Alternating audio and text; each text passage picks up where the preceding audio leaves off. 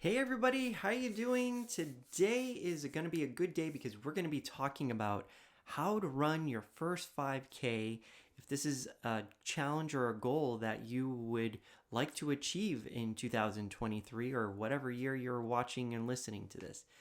It's something that I love to do is help runners or individuals who want to become runners successful in running their first 5K. And it's always good to see people get to that point where they hit that first accomplishment, which is pretty big for a lot of individuals. And then after that, you sort of open Pandora's box. We'll also talk about a little bit of my journey. So let's talk about running 5Ks. Running 5Ks is a fun thing to do for most people, but can be daunting. And I know a lot of you are going to go out there, and there's tons of free resources on how to run a 5K. And they're all good and everything, but I've seen lots of people struggle through them because either A, they're too tough, or B, they don't really understand what they're doing. And so, what I like to do is help people customize a running plan for them. But instead of sitting here because I don't know who's viewing this, I need to create something that will generally work for you, and then you can take it from that step to make it yours. So here's what we need to do. First, we need to step back and say, okay, I want to do a 5K, which is 3.1 miles if you're in the U.S., but we still call it a 5K. What you want to do is understand this concept. When you were growing up, you did not run when you started. You actually rolled, then you crawled, then you started grabbing and lifting yourself up, and then you took your first steps. Like all your little kids there, they grow up and they start that process. Well, for 5Ks, it's no different, but in a different way, meaning that you cannot run a 5K if you cannot walk a 5K. And so I always ask individuals to start off by walking a 5K. If you can't walk a 5K, running it's going to be even harder. So I encourage you, if you want to start this journey, is to slowly, if you haven't already been able to move up to that, slowly, incrementally increase your distance till you can walk a 5K. Now, here's probably something that's going to trigger in your mind or experience is that when you walk, it's going to take a long time to do a 5K. 1 mile is probably going to take you about 20 minutes of walking.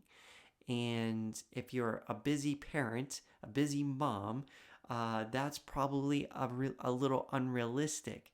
So instead of trying to run, and here's the thing, like instead of trying to run every single day, or walk, I should say, walk every single day, you should pick at least 3 days that you can work out and somebody can give you the time to go walk it. If you can't walk a 5K, I feel like you're in danger of getting injured, and it's going to be a bad experience, although you will enjoy it that you accomplished the task. I'm not saying it's impossible, and I'm not saying you can't just run or start running or not be able to do a 5K but do it on race day. I find that you'll probably not enjoy the experience.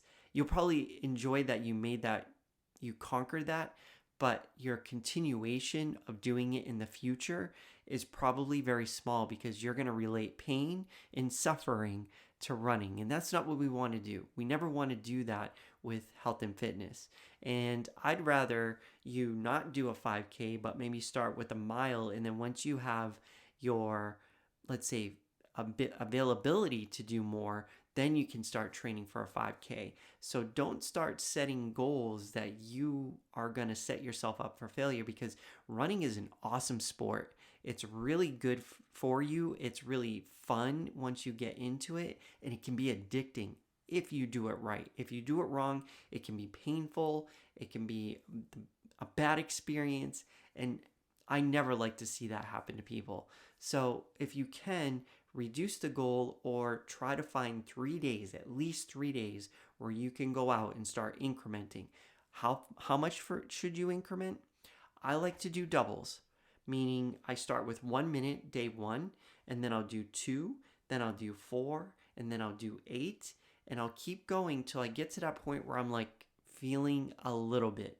I'm feeling it a little bit. If I'm not feeling it a little bit, I'm going to push it a little bit more. If I feel like I'm getting close, let's say you start walking 8 minutes and you're like, ooh, this is starting to feel, instead of going to 16, maybe try going 10 or 9 or something like that. Increment at a rate. It's so much easier being a coach because then I can kind of like help you through that process, but just to let you know that that's the way to do it. Now, once you are able to walk a 5K, now we have to transition to running a 5K. Now we got to start chipping away at the walk and replacing it with running. I like to do patterns, but there's so many different patterns. For instance, you could walk a minute, run a minute, walk a minute, run a minute, all the way till you do a 5K. And then you can do maybe walk 2 minutes. Walk. That's pretty advanced. I might do, let's say it takes you, I don't know, a 5K. Let's say you're walking 20-minute miles. So maybe I might do a 1 minute run and a 5-minute walk. 1 minute run, a 5-minute walk, or something like that. Or maybe even 1 minute walk, 1 minute run, 10-minute walk, something like that. And just keep doing that until you get to the full 30. Like, let's say you can only do that for one set, I don't know, for 1 mile. But you just keep adding and chipping away. And once you get to the point you can start running fully, then things get really interesting. But it's a long journey. I find a lot of people try to do like a 16-week 5K challenge and they end up running into a lot of issues, which is hard for me as a coach to see that happen because I never want to see anybody get injured while they're running. Because it's such a beautiful sport and it's so, I can't explain it. Like once you really, if you do it right and you really get into it, oh man, just to step up, like to go to a race that you prepared so much for, and you walk into that crowd and there's like hundreds and hundreds of people surrounding you. Some people it's their first time. For some people it's they're going for a new record. Some people are doing it just to socialize. Others are doing it for the medals and the shirts, and you got DJs. So many things going on. It's such a great opportunity to have fun while exercising. And then once you start getting into it, then it's like, okay, I can't wait for my next race. I can't wait to do this. And then once you make it that fun, guess what happens? You get addicted, you stay consistent, and then you start going on and exercise is no longer a problem. Running can be addicting, but it needs to be done the right way. It's a simple exercise, but it can do a lot if you do it the wrong way. So I just wanted, this mic is pretty high, isn't it? But I just wanted to share that with you because I firmly believe that if you give running a chance, it will work. Now, that's my best advice. For the days that you want to go out there, that you can go out there, I would make it variable, meaning up it, down it. What that means is, let's say you're going to run Monday, Wednesday, Friday. I'll just pick those 3 days.